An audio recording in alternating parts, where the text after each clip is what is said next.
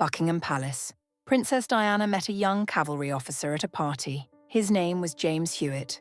Red hair, green eyes, charming smile. He bowed. She blushed. Within weeks, they would begin an affair that would last 5 years. An affair Diana would later call the biggest mistake of my life. But what was truly shocking wasn't the affair itself. It was why Diana chose him, because James Hewitt looked exactly like Prince Harry. To understand Diana's affair with James Hewitt, you need to understand where she was in 1986.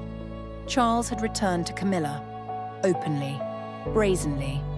Diana would find them together, hear their phone calls, see the evidence everywhere.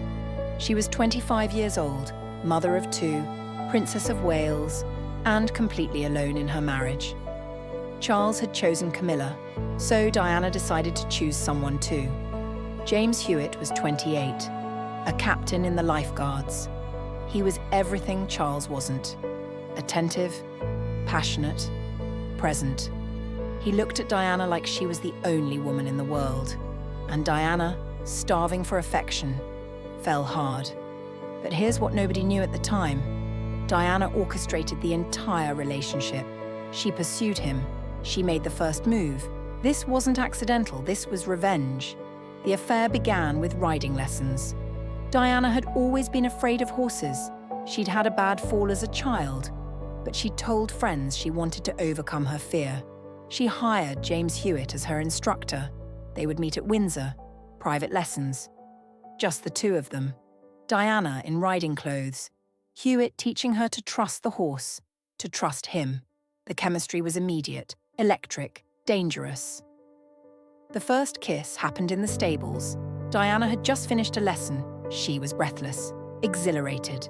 Hewitt helped her dismount, his hands on her waist, their faces close. Diana looked into his eyes and made a decision. She kissed him. Not the other way around. Diana kissed him. Hewitt was shocked. "Your Highness, we can't." Diana pulled back. "Don't call me that. Call me Diana." And she kissed him again. What happened next was 5 years of secret meetings, hotel rooms, weekend getaways, Diana's friends' houses. They were careful, discreet, but not careful enough. Palace staff noticed. Diana disappeared at odd hours, made suspicious phone calls, smiled more than she had in years. The rumors started. The princess was having an affair. But with whom? Nobody knew for sure. Until they did. But here's the scandal that nobody talks about. The timing. Harry was born in September 1984. Diana met Hewitt in 1986. The math doesn't work. Harry is not Hewitt's son. But the resemblance is uncanny. Red hair, green eyes, the same smile. People wondered, whispered, speculated. Even Hewitt himself said in interviews, "Harry was already born when Diana and I met." But the rumors persisted because the resemblance was too strong to ignore. Diana knew about the rumors. They tormented her. She loved Harry desperately, fiercely. The suggestion that he wasn't Charles's son was devastating, but Diana also knew something else. The rumors hurt Charles, embarrassed him, made him look weak. And a dark part of Diana enjoyed that. Let them wonder, let Charles suffer, let the world question his manhood. The affair intensified. Hewitt would visit Kensington Palace late at night. Staff were paid to look the other way. He would stay until dawn. Diana would cook for him. They would watch movies, make love, talk for hours. For those stolen moments, Diana felt normal, not a princess, not trapped, just a woman in love. Or something like love. Because deep down, Diana knew the truth. She wasn't in love with Hewitt. She was in love with not being alone. Hewitt wanted more. He wanted Diana to leave Charles, to marry him, to be together openly. Diana would laugh. "You don't understand. I can't leave. I'm the Princess of Wales, mother of the future king." "I'm trapped," Hewitt argued. "You're unhappy. Life is short. We could be happy together." But Diana shook her head. "You're naive. They would destroy us both. Better to have this, these stolen moments, than nothing at all." But Hewitt was falling deeper. He wrote Diana love letters, hundreds of them, passionate, explicit, declarations of eternal love. Diana kept them, hidden in her room, reading them when Charles was cold, when she felt alone, when she needed to remember someone wanted her. Those letters would become evidence, proof of the affair, and eventually they would be sold, for profit, by the man who wrote them. The affair ended in 1991. Hewitt was deployed to the Gulf War. Diana was terrified. She watched the news constantly, prayed for his safety, wrote him letters. But while Hewitt was gone, something changed. Diana realized the affair had run its course. She didn't miss him as much as she thought she would. She missed having someone, but not necessarily him. When Hewitt returned, Diana told him it was over. We had our time, but I need to focus on my sons, on my work. Hewitt was devastated, angry, betrayed. What Hewitt did next was unforgivable. He sold his story to a tabloid, then to a book. Princess in Love was published in 1994. It detailed everything: the affair, the intimacy, Diana's vulnerabilities, her secrets. Hewitt claimed he needed money, that he had no choice, but Diana saw it as the ultimate betrayal. I trusted him with everything. And he sold me, for money, like I was a commodity. The book destroyed Diana's reputation. People who had sympathized with her now judged her. She'd had an affair. She'd been unfaithful. Yes, Charles had been unfaithful first, but Diana was supposed to be better. The People's Princess wasn't supposed to have sordid affairs with cavalry officers.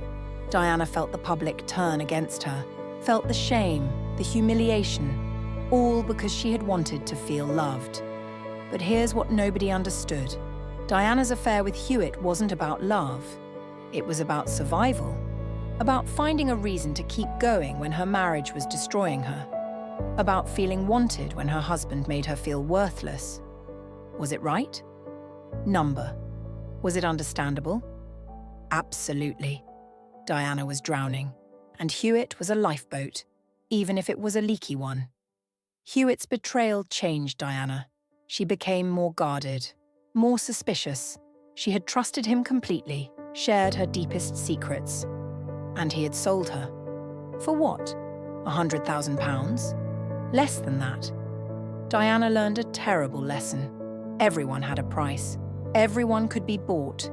Even people who claimed to love you. Especially people who claimed to love you. The scandal affected William and Harry. They were old enough to understand. Old enough to read the headlines. Old enough to hear the whispers. Mummy had an affair with that man. The red-haired man who might be Harry's father. William tried to protect Harry, told him not to listen, that it was all lies. But Harry had eyes. He could see himself in photographs next to Hewitt. The resemblance was there.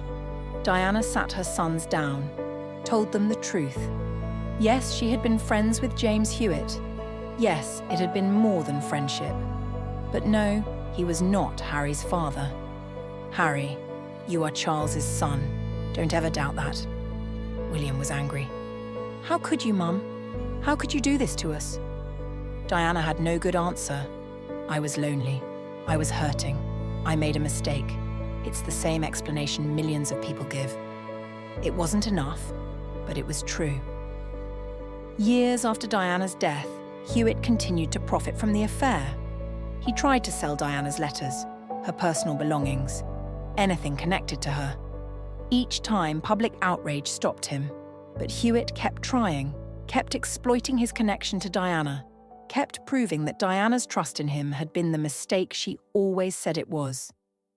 In interviews, Hewitt claimed he loved Diana, still loved her, always would love her. He said selling the story was his biggest regret, that he wished he could take it back. But he never gave the money back, never destroyed the letters, never stopped profiting from Diana's name. His regret was convenient, self-serving, hollow. The affair with James Hewitt became a cautionary tale about trust, about vulnerability, about how even princesses can make terrible choices when they're desperate for love. Diana regretted it, regretted the affair, regretted trusting him, regretted the scandal, but she never regretted the lesson it taught her, that she was strong enough to survive betrayal, strong enough to keep going, strong enough to find real love eventually, even if she never did. Today, James Hewitt lives in relative obscurity, occasional interviews, failed business ventures, a life defined by one affair decades ago. He's in his 60s now, red hair grey, green eyes dimmer, still dining out on his connection to Diana, still explaining, still justifying, still claiming he loved her. But actions speak louder than words, and Hewitt's actions proved he loved money more. Prince Harry has spoken about the rumours, about people questioning his parentage. It hurt. Of course it hurt. To have strangers speculate about who your father is, to see your face compared to your mother's lover, to wonder if there's truth to the whispers. But Harry knows the truth. He's a Windsor, Charles's son. The timeline proves it. The DNA would prove it if anyone cared to test. But the rumours persist, because people want scandal, want drama, want royal secrets. The real scandal of the Hewitt affair isn't the affair itself. It's what it reveals about Diana's desperation. She was so lonely, so starved for affection, that she chose a man who would eventually betray her. Diana's judgment was impaired by pain, by years of emotional abuse, by a loveless marriage that was slowly destroying her. Hewitt took advantage of that vulnerability, used it for his own purposes, and then sold it for profit. Looking back, Diana's affair with James Hewitt was inevitable. Charles had Camilla. Diana needed someone, anyone. Hewitt was there, available, willing. He made her feel beautiful, desired, wanted, for a woman who felt invisible in her own marriage that was intoxicating, addictive, dangerous. Diana knew it was wrong, knew it would end badly, but she couldn't stop, because for those stolen moments, she felt alive. The tragedy is that Diana deserved so much better. She deserved a husband who loved her, a marriage that was real, a partner who saw her value. Instead, she got Charles, and in her desperation to feel something other than pain, she turned to Hewitt, who used her, exploited her, and then sold her story to the highest bidder. Diana called it her biggest mistake, but the real mistake was the system that forced her into a loveless marriage in the first place. From Diana's diary, 1995.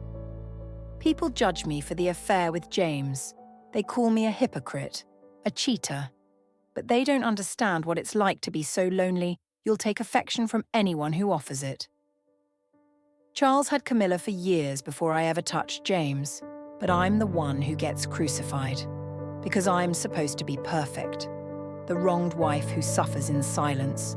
Well, I'm not perfect. I'm human. I needed to feel wanted, and James made me feel that way. Until he sold me, until he proved that even the people who claim to love you can be bought. That was the real lesson. Not that affairs are wrong, but that trust is a luxury I can no longer afford. The final image of the Hewitt scandal shows Diana in 1995. Post-divorce, post-betrayal, stronger somehow, wiser. She's learned that love isn't enough, that passion fades, that people will always disappoint you. But she's also learned that she can survive betrayal, can rebuild, can keep going. The affair with Hewitt taught Diana that she was stronger than she thought, that even when people use you, exploit you, betray you, you can still stand up, still fight, still find meaning. Hewitt thought he broke Diana by selling her story, but he actually proved her strength, because Diana survived him, moved on from him, and refused to let his betrayal define her. That's not revenge, that's resilience, and that's the real story of Diana and James Hewitt.